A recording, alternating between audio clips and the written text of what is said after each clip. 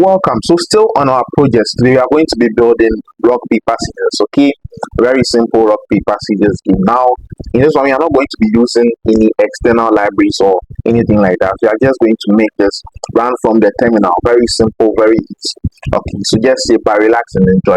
So, here are some core concepts that we are going to be brushing over. Because we are doing the projects to revise. So, we are going to be looking at variables, of course, how to define variables, system user input. We're going to be using dot random a lot, dot random dot choice dot, and also we are going to be writing some loops. Okay, so that's basically it. Sit back, relax. Okay, so like I already said, we are done with our number guessing game. Let's look at our rock paper scissors. Okay, so before we write anything, let's think about what we really want to do. So we know how to play rock paper scissors, right? We need to write down the rules. So let's see. So in order to play this is the rule of thumb that we have to know. Okay, so rock beats scissors, scissors beats paper, and then paper beats rock, right? So once we know that, what we want to do is we want to go ahead to think through our logic. Now, right now, it's possible that you are just the only person in front of your machine, okay, and you want to make this game. So just like we did the number recently, we are going to try to play it with the computer. Okay, we are going to have the computer be giving us values as random. Okay, so that's what we are going to be doing. So we also need a way to have the computer give us output. Okay, make random choices, to be precise, for us. So let me just go ahead and import random. Okay, now if this was your first time writing it and you're now thinking through it, you will have realized you need a random import somewhere down the line. But let me just import it at the top before we start, just as good practice. Now we need to be able to have all these rock paper scissors. Now think about when you are playing it even in real life with your hands, right? You say rock paper scissors shoot. So those rock paper scissors, they are like choices in your head. Okay, we want to visualize them as an object on their own. So we want to create a variable. We say choices, and then we say it's equal to, we make a simple list, and then we say rock, we say paper, then we say scissors. I hope that's the correct spelling. Okay, let me put them in correct format, like this. This is how it's supposed to be, and then scissors like this. Okay, so once you make out the list like this, now think of what you need next. Okay, you as a user, when you are playing it, there are objects in your head, right? But you needed to make another choice. Now you have to choose from these objects. Okay, so let me just make another variable, user, and right in the part I want you to predict the next variable in the comment section, of course. So we say user is equal to, now we ask for input. Okay, you know how we do it. We ask for input, then we say enter rock or paper or scissors. So we need the user to enter either rock or paper or scissors. Okay, then we want to take this and put it in dot lower, just to be able to do some error handling. Okay, we convert again. Users are aware. Next person want to play against is the computer. So let me see, computer opponent. You're trying to add the comment yourself. Okay, so computer is equal to, now remember this import we made. Okay, so we are going to go random, and if you have never used this before, this is where you go to the docs. Okay, so random blah blah blah, you can read everything here, but right off the bat you can see that it has something called choice. So they say random dot choice. We want to go for the random dot choice because we want the computer to make a random choice. Okay, so random dot choice, and it needs to take in something. Okay, where are we making our random choice? So we go here, we say that okay, we want to make a random choice on rock, paper, or scissors, and that's stored in a variable choices. I should have changed the names a bit. So we have choices like this. So we are just making a random choice on this, the choices. Okay, confusing, but yeah. Right after that, we want to write our, should I call it game logic? Okay, so game logic and win lose logic, right? So over here, that's where we want to put our rock, beat, paper, scissors, blah blah blah. We want to translate this, we want to write our game logic code. Okay, so before we move on to anything, let's just prove that this particular computer is equal to random dot choice. Let's see that it's working, that the computer is truly making a random choice. Okay, So let's just print computer chose computer. We printing this. So let's just print computer choose computer and we run this. So that's an F string if you remember. So we do this and then we are going to have, so it says enter rock paper or scissors. Let me enter paper. And right now there is no proper error handling or anything, so it doesn't really matter. So it just tells us what computer choose. Computer choose paper. Computer choose paper. And yeah, so that's showing us that it's indeed printing out something. Let me just clean up our input message with a colon like this. And now let's just move on to our game logic. Okay, so let's really just think through our game logic, right? The first thing that can happen is that everyone goes and picks the same thing, so they are going to be equal. Okay, for then it's a tie. Yeah, so the first thing that's going to happen is that both you, the user, and the computer are going to pick the same thing. So in that case, it's a tie. So we say if user is equal to computer, then we print it. We print it as a type like this, because again, it's a type, basically choosing the same thing. Good. Then we come down. We say elif our user is equal to rock. So otherwise, if our user is equal to rock, okay, then we can write this beside you or something. But I want to go back and refer to this right over here. Okay. So when we have rock, we know that paper beats rock. But what does rock beat? Rock beats scissors. Let's try to address that first. Okay. Now when we do that, we want to nest another conditions because it's two. There are other ways to write it, but let's just start from here. Okay. There are two conditions. So another person pulls rock, another person pulls scissors. So if the user is equal to rock, and if you see, just nest it under. So we say if computer is equal to, if computer pulls scissors like this. Okay. Then we print you win. Okay, and like this we can immediately just handle the negative case for the other way round. So here's the else, we print you lose. Okay, good. So otherwise you win. So either you win or you lose.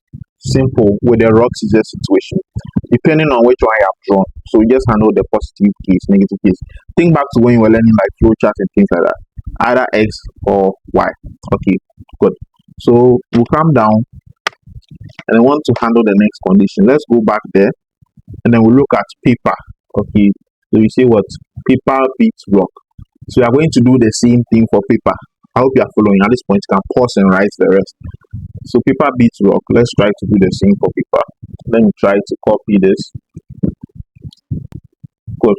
So otherwise, if our user equals to, let me change this to paper like this, and our computer is rock. Okay, so this is going to be covering the second condition. And let's write one last one. All these are expensive, but let's write one last one for our scissors when the user chooses scissors. So let me just paste the same thing again, then we'll refer to the logic, then we'll look at it.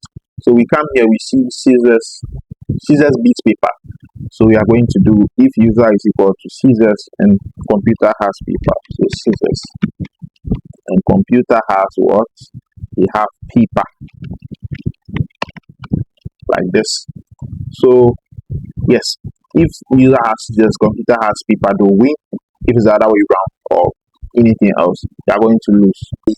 We write another else statement to do some cheap error handling. Let's just try to, let me see, invalid inputs. This is very cheap. You should go further to scrutinize the inputs, but yeah, we are going to do that. That's very cheap, but all the same, everything is fine. At this point, you can basically stop, but I'm going to take it a bit further. Okay, so let me run this. Let's try to see if you have made any errors, unsuspecting errors. So just testing this out, you can see the first one. We went for rock, and the computer also went for rock, so it's a tie. So our logic is working. Let's try some more. Okay, let's try some more. Let me expand our terminal so that we have more space to work with. So let's run it again. And this is another problem we solve soon. You always have to run it every time you want to test this thing. So let's go for paper. Okay. And say computer chose scissors, you lose. So you can see that all our conditions are working, mostly working. Now let's go for scissors. Okay. And you can see that the computer also chose scissors. It's a tie. Now all these are as random, just like we defined in the code. Okay. So let's take it a step further. Now this is very, very ugly. I wrote it this way for understanding. Okay. And there's a lot of nesting over here, right? So I just want to clean this up a bit. So yeah, let's just try to rewrite this with end. I mean, when I was explaining English, you can see that I said if user is rock and if user, that's just why we nested. So let's just use the end keyword instead of nesting it, and yeah, makes it shorter and also optimal. Yeah, so let me shrink this. Okay, so we say if user is equal to rock and computer is equal to scissors. Okay, good. Now what we want to do is we want to, should I say, compress all the winning conditions. Okay, so we want to just handle all the winning conditions before we even talk about the losing conditions. So what's our next winning conditions? If user is paper and computer is rock. Okay, yeah. So we want to handle all the winning conditions. Let me clean this up. Okay, and we are going to be doing something interesting. So let's put each winning block in brackets. Okay, to help us and also the IDE. Okay, this is going to help us, both us and Python, to be able to segregate everything. So we have gotten one full block. Now let's look at another block. Okay, then we see or, then we look for another condition. Let's go and check it. So let's do paper and rock. Paper beats rock. So for that to happen, user is going to have to be equal to paper, then computer, and then computer is going to be equal to rock, like this. Okay, or what have we not done yet? Okay, user has chosen rock, user has chosen paper, then we do scissors. I think yes. So when user is equal to scissors, scissors beats what? Let's see, scissors beats paper. Yeah, I think. And computer is equal to, let's see, paper. Yeah, so this is the full line. Okay, this is going to be our full line of our elif. It's a full line, and now you can write whatever you want to write under it. So we just print you win.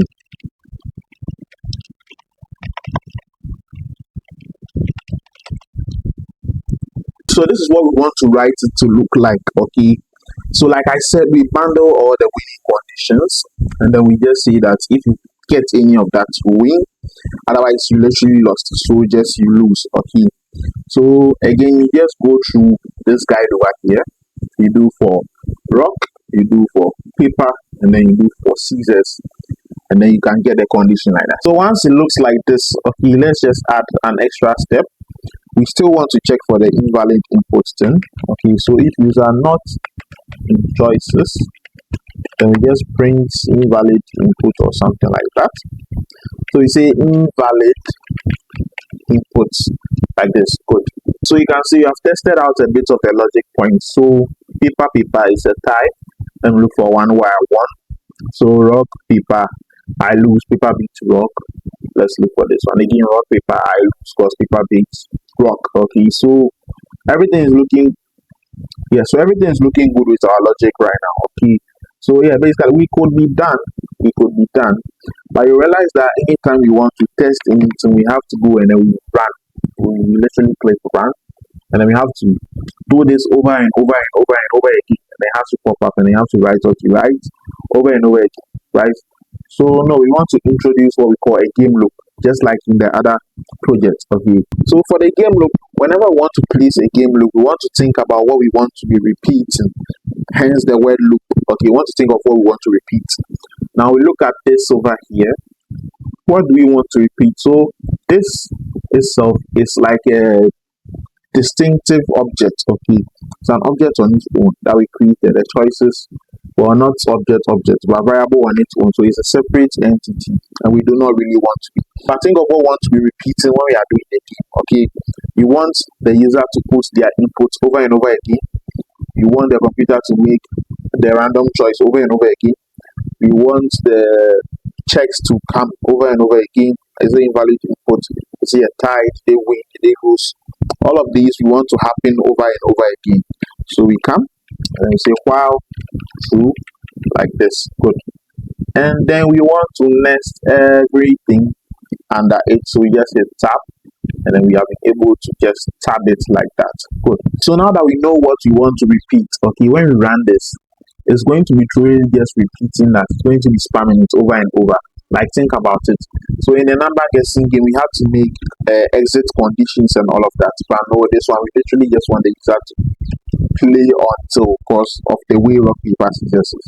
So you can see the last thing computer chooses rock. Okay, so let's predict it takes a rock again, even though it's random. Then let's also go for paper to try to beat it. And it says computer chose paper, it's a tie. So yes, you can literally just play. Let's go for paper again. And computer chose rock, I win. Okay, so that's how this is going to be. You can just keep it in a loop. You play until you knock yourself out, and then when you're done, you literally just trash the terminal. Okay, you just trash it, and then you should be fine. Okay, yeah. So that was rock paper scissors. At this point, you can call it a day. And also just an assignment for you that's watching. Okay, in the comment section, you can try to track scores using the computer score, the user score. So let's say if any of the winning conditions hit for the user, you increment the variable you are using for the score. If if the user loses, that means the computer won. Then increment them to their score. Like, yeah, mess around with it. Yeah. So this has been rock paper scissors, and I'll see you in the next one.